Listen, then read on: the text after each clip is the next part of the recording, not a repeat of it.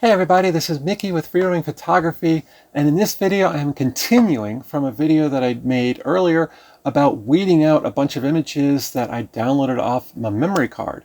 So if you want to see that video, check it out up there before. If you have already seen it, we're going to jump in and we're going to start editing the photos that I picked out from the previous video. But real quick, if you do want to support me, I have links down in the description. I have a Patreon, and I also have a few other links down there where you can support me if you are interested, and thank you. It means the world to me, and y'all are awesome. But without further ado, we're going to jump in. So right away, I've got this elk, and if you saw the last video, you saw me say I want to crop in a little bit. So we're going to start there. So I don't want to crop in a whole lot because the composition itself is already pretty good. So like even right there, that creates a much stronger composition. I really like that a lot, and actually I might just come in just a little bit more just because I felt like there was a lot of dead space in the top left. But cropping it and getting it in the right composition kind of creates more of a nice flow. So I like this better. And then in terms of the color, you can see it's very blue. And for some people, they want to keep that. That is awesome. I am not against that at all. It's all subjective. This is where the magic of editing happens, is you can make it your own. And if you want to keep it blue, you can keep it blue, and that's awesome. I personally want to warm it up a little bit. I'm going to keep it still a little bit of the blue, which you can see in the histogram. You can see I'm still keeping some of that blue, but I'm just warming it up a little bit so it's a little bit more neutral. So then I'm going to brighten it up. If I brighten it up too much, if I bring that histogram all the way over, you can see it starts to lose a lot of definition. It's also going to exacerbate that noise that was there because this was a little bit before sunrise. So I'm going to pull it back down and let the whites themselves do the work of bringing up the other highlights. And then the shadows, the blacks, I'm going to pull down just to kind of have a nice base weight. And then the shadows themselves, I'm going to open up a little bit just to get some nice definition on the elk itself. And keep in mind, when the ISO was this high, you can see the ISO was 5,000 when I shot this, which was before sunrise, and you need that much light to make it happen. You need that much sensitivity in your camera to get a shot that's going to work. What's going to happen is that's going to exacerbate the noise that's already there from the ISO when you pull up those shadows and you make it brighter. So reluctantly, I am going to use Lightroom's noise reduction. It's kind of one of those things. You don't necessarily have to use it, but it does a really good job. And I'll show you how I do it. I'm not going to, make it totally smooth. I don't like that look. So I'll show you how I balance it out when we get there. But continuing on, I'm just going to add a little bit of vibrance. I'm going to add a little bit of saturation. And a lot of people think adding saturation is where you get a lot of your color and your pop. That's not true. I will show you where that happens. That happens more right here, right below it in the curves. And you can see if I just start adding a little bit of weight to the darks and a little bit of weight to the lights, all of a sudden there's a lot more of a pop going on, and it creates contrast. And that's why I skipped the contrast slider here. That's just an arbitrary contrast that it's going to introduce. With the curves, you get a lot more control over how much contrast you introduce. And what happened was, because it was adding more contrast, you can see there's more blue now, more definition in the blue. So I'm going to come back and just warm that up just a little bit more, because I still want it to look like a winter scene, and having that blue overcast gets that. So I'm going to fix that just a little bit more, and I'm going to bring up these shadows just a touch more, just so that elk doesn't get lost in the darks. Tweak the curves just a little bit more with a little bit more light, and that's pretty much the photo. There's not a ton more that I'm going to do to it. In this case, I'm not going to do a lot of color grading or anything like that, because there's just not a lot of color. The brown popping out of the snow is really what speaks about this image, so I'm not going to alter that in huge ways. I'm not going to take away from that. So in terms of sharpening, I have found that with my Canon R5, these are the settings that work best. I'm happy with that, so I'll go with that. I skipped denoise like I said I would use, because the first thing I'm going to do to minimize noise is I'm going to hold the Alt key on a Windows machine. And I'm going to pull this masking over until it's just kind of highlighting the outlines of things. And why on earth did I do that? Because if I go back in the history, you can see that that's like a pre-noise reduction move. So it goes from that to that quite nicely. You can see it's a little bit cleaner. So now we don't have to rely on as much of the noise reduction itself. So if I hit denoise, it's automatically going to start off at 50, which is way too high. So it takes a little bit depending on how fast or slow your computer is, but it will eventually come around, and now we wait. Okay, so it is done. So I'm going to zoom in, and what you're going to see is it has this really smooth, polished look that doesn't look natural. So what I'm going to do is I'm going to pull this way back into the teens, and right away you can see it automatically looks a lot more natural.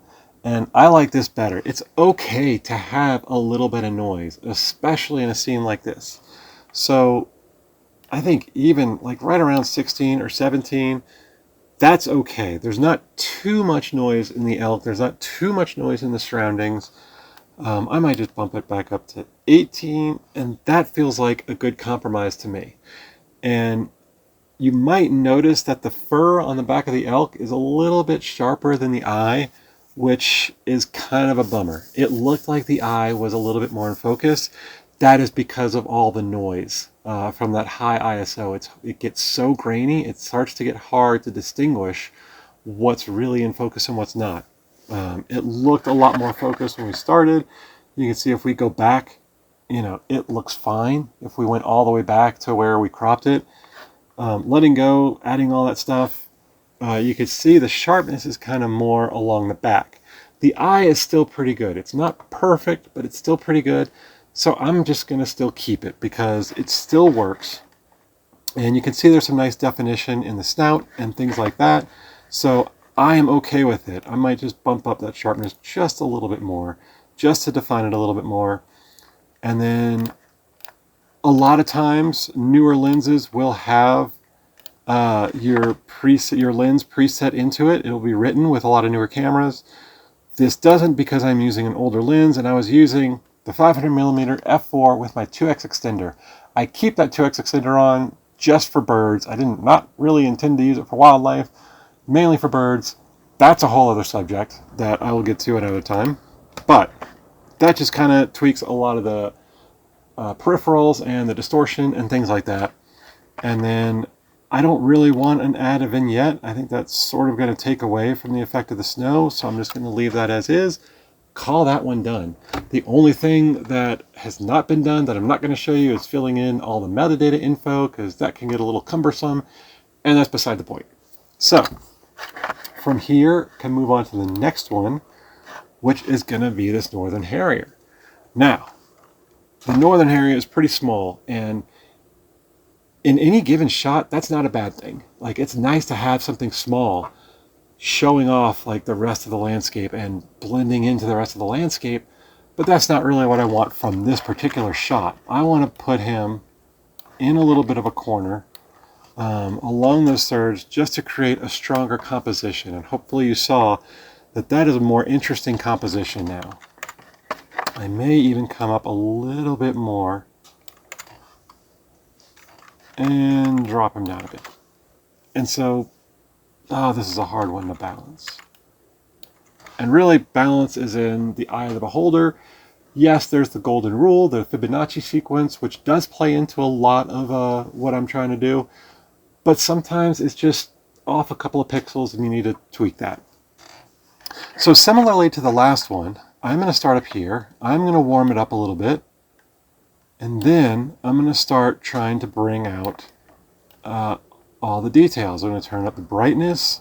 I like the idea of making this very more high key because it is lending itself well to that. And then the blacks, I'm going to turn down just enough to add definition in the harrier's feathers. I don't want to go all the way. I'm watching the histogram over here as well. Usually when I'm editing, I'm always keeping an eye on the histogram as well, because that's where a lot of the editing happens, where a lot of your values get either lost or improved. So if I go all the way down, the bird looks like it fell in some oil, which we never want, because no, that's not cool. So I'm going to bring these up a little bit, make it darker, but just enough so that there's some nice definition in the feathers. So I kind of like that there. I don't have to do a ton with shadows because it's already pretty bright. It's not a dark animal like the elk, so I don't need to bring out these shadows a whole lot. It's kind of already where I want it to be. So again, just going to throw in a little vibrance and saturation. And then the curves, these dark curves are really going to affect the bird itself, not much else. So I'm going to bring those out just to bring a little more pop. And then this is turning into a more high key edit, unintentionally, but I kind of like where it's going, so we're going to go with that. And I'm going to push these highlights up, being careful making sure not that, wow, what am I trying to say? I'm being careful because I don't want this spike over here to hit, and this little arrow is going to warn me if I have gotten solid white, which means there's no more data and you've lost whatever was there. So by avoiding that, we can preserve the highlights but still make it really bright, which I really like how this is turning out. So we're going to push those highlights a little bit more, bring out the darks a little bit more, the shadows. And right now, you can see we've got this bird like really popping out of the landscape, which is really nice. Again, not a lot of color grading I want to do to it. The color grading I tend to use a lot when there's a really nice sunset or sunrise or something like that, when there's a lot of color in the sky. So I'm not going to do that now because I really like just having this simplistic high key edit for this one. Same thing, I'm just going to add some sharpness, which I found works well for the R5. And now I'm going to zoom in and take a look at how much noise is really there. So similarly with masking, I'm going to hold Alt and I'm going to pull it down until we got pretty much just the outlines of things. And already looking a lot better than that. You can see you can hover over a previous history state and you can see where it was. So you can see the difference. That did a world of difference. And really it doesn't need a lot of noise reduction. You could probably just use this classic noise reduction here and have some good success with that. So right there, you don't have to always use the AI noise reduction. A lot of times you can create a perfectly good image with just classic noise reduction techniques, even at ISO 5000, which we had. So I'm happy with the noise there. I'm going to get my lens profile out because it is an old lens, so it doesn't write into the camera like a lot of newer technology does. Also because I was using that 2x multiplier, which isn't going to have much of an effect. But I'm going to create a wider vignette just to kind of pull in that high key edit. And so I like that. There's this nicely defined, not dark, but darker than the landscape bird just sitting in this super white environment. And I think that is beautiful. So I'm happy with that. Let's roll with that. Just to save a little time, I would probably just copy a lot of those edits to these other Harrier photos that I saved. So I'm not going to show you how to do that because there's not really a whole lot of different stuff that's going to go on in those. So we are going to skip ahead to the Northern Flicker. And this one's a little bit trickier because you'll see a lot of darkness in this image, but then this snow is really bright. So you can see in the histogram, this is the flicker, the background, the tree trunk, the dead tree, all that stuff right here. A little bit of the flicker back here. This pulling out here, that little bit, that is the snow. So that's going to create some tricky problems. So right away, I'm going to start trying to pull it up. And that snow is getting pretty hot. And then I don't need to do much with the shadows because it's already nicely exposed. The whites I'm not going to do anything with because they're pretty much at the edge of that histogram. So if I pull the whites up that much more, they're just going to start spiking, and I don't want that. So the blacks, I'm going to pull back just a little bit, and really the blacks are mostly the feathers and this little hole in the tree trunk. So those actions did not really add a lot of contrast. That's going to come in from the curves, and then we're going to come back and see what we can do about that. So add my generic amount of vibrance and saturation, and then I'm going to pull these darks down, because what happened in the histogram is the blacks were more concentrated on this hole than the bird itself. So by pulling the darks down, that's going to affect the bird a lot more. And then pulling the highlights up, similarly, is going to affect more of the bird, not the snow. If I start moving these highlights, now you can see that histogram starting to spike, and that light, that little triangle comes on. So I don't want that. I'm going to pull these back, and I'm going to pull these darks, the shadows, just a little bit more. And now it's a nice photo, but you see that snow is really kind of distracting. So here's a little trick that I'm going to do. I'm going to go into my masking edits. I'm going to get a brush, and I'm going to make it a little bit smaller than that. And I'm just going to paint over this snow really quick and just show you how you can minimize distracting elements. So I've got the snow. I just want it darker. So I'm just going to pull this highlight down, and that kind of helped. And if I pull the whites down a little bit more, that's going to dull it a little bit. And now it's not quite as distracting. So you can, and the best thing about that is it doesn't, because I was using just the highlights and the whites, it doesn't really affect the other background and areas around it. Just that really bright spot. So if I go back, you can see it's a lot calmer, a lot more muted. And now it lets the flicker shine like we want it to. So I'm going to get rid of that, and I am going to do the sharpening. And then in terms of noise, we were at ISO 5000, so Alt Alt, slide the masking over, and that helped a lot. Let's see if we can get away with some classic tools. Yeah, that looks pretty good. So one thing I did forget to do is I do want to crop in, because there's a lot of just empty space up here that I don't really like. So we're going to crop in just a little bit, which I always say and then wind up doing more than I intend. But kind of keeping it on the thirds, on the rule of thirds, because that is a nice little platform to fall back on. And there, now I've got this northern flicker looking more across the frame. It's more centered, it's more balanced. I like that a lot better.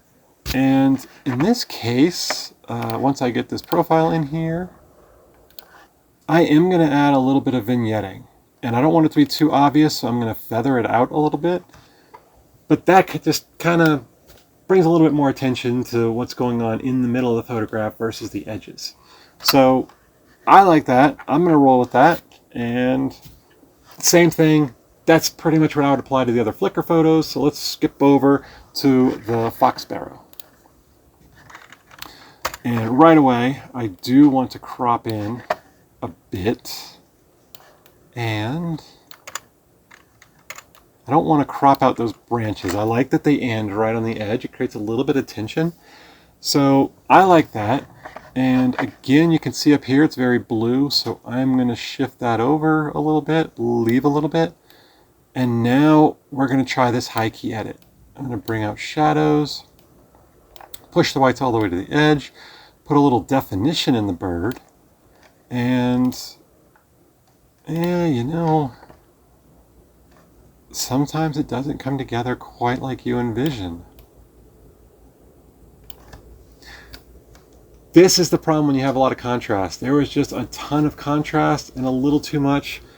So yeah, I'm not really going to mess with that one. I might come back to it and try it again. But sometimes when it's not coming together like you want, you just kind of have to step away from it and try something totally different. And to step away from it, that means I'm moving on and not worrying about that one for now. I'll come back to it another day. Okay, and finally we have the Redwing blackbird, which we have a couple of different shots of. So I'm not going to take too much more time, but we're going to run through these. And really with this one, I like the composition already as it is.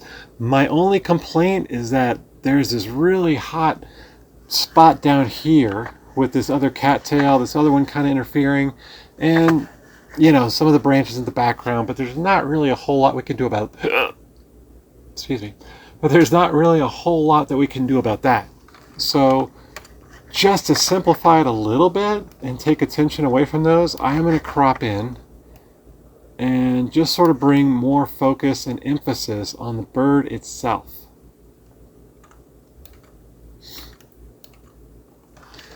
And right there, that kind of works. That the two cattails at the bottom are not quite as distracting, and this gives us a little bit more of a window to work on the Redwing blackbird with. So same thing, we're going to pull up the highlights, get the shadows in there a little bit more, but it is a blackbird, so I don't want to make it too gray.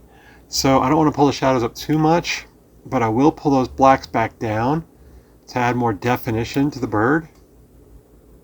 And then really there's not much else to do there at the moment. But what I am saying is that this cattail and this blackbird are very polar opposites of contrast. So what I might do is same thing we did with the snow and the flicker. We're just going to bring down the intensity of this cattail by painting over it, and then just same thing. We're going to drop the highlights down. We're going to bring the whites down just a little bit just to dull it down. And that gives us a little bit more room to play with. So now we can pull the highlights up a little bit more, bring the whites out a little bit more. And now we can start playing with some contrast. Bring the darks down for the blackbird and bring the highlights up. And I don't really want to go too much. It's already a high contrast scene, so that's the trick with blackbirds, is if there's a lot of brightness around them, you're gonna have trouble probably balancing that out. So I don't want to create too much contrast, because then it's just gonna look really distracting overall, and you're not gonna know exactly where to focus. For your eyes, I mean, not your camera.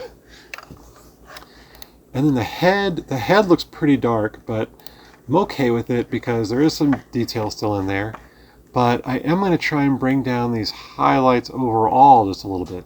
I typically don't use that. I try to do more spot highlighting reduction, just because when you do it on the main slider, you're going to affect the overall image, including the subject that you want to have a lot of contrast on. So I only do that if there's, you know, a lot going on. And in this case, there is, so I just brought it down just a little bit. Same thing, I'm not going to do a lot of color grading. What I am going to do right away is just add more of a vignette. And I'm going to really punch that up just to try to bring more focus and make the background not so bright and distracting. Then I'm going to feather that out just a little bit, just so it's not so clear that there's a vignette on the edges. I will go and do the lens profile real quick. And then we're going to come back to the sharpening and the noise reduction, which you can see there's still a lot of noise. It was still dark, it was still early, so my ISO was at 1/4000th of a second. That is a shutter speed. My ISO was at 4000, shutter speed was at 1/1000th of a second. So we'll do the masking, Alt and slide, and then that gets rid of a lot, and then we could probably just add a little bit of the classic noise reduction, and yeah, that looks totally fine. There's a little bit of noise in the background, but like I said, it's okay to have a little bit of noise, especially in you know, a darker photo, which it was when we took it. So now Overall, it's not bad, but I do find a lot of the bright components of the photo pretty distracting. I could go in and rework do a lot of brushing and do like a more radial gradient, try to isolate it. But in the end, you know, when you start fighting an image that much, it's only going to look more and more edited the farther you get. So I'm not going to do a whole lot more to it. It is what it is. It's how I got that photo. If I were taking that photo again, I should just move over, try to isolate a little bit more depth behind the background, try to get rid of those distracting branches. It's always easier to get the shot right in camera than dealing with it in post-processing, which is exactly what I was just saying I might have to do, but I don't want to do because it's the image itself. It works well enough as it is, so I'm not going to get bent out of shape about it. But with the next one, you can see that the background is much more clean. It's much simpler. And that blackbird, the Redwing blackbird, just pops off of it. And you really have so much attention on it because there are no distracting elements in the background. And just to get a little bit better balance, get rid of some of this top space up here, I'm just going to crop in a little bit. And right there, that creates a much stronger composition because it gives the blackbird space to look through since it is looking off to the right. And then, you know, just that tail kind of fills in the left side. So same thing with the editing. We're just going to start with the exposure. And it doesn't need a whole lot. That cattail is already pretty bright. The Redwing blackbird has a lot of nice definition, so I don't really need to pull out shadows that much. And I can bring the blacks down just a little bit to bring out more contrast in the blackbird himself. The whites are already there, so I don't need to do much with those.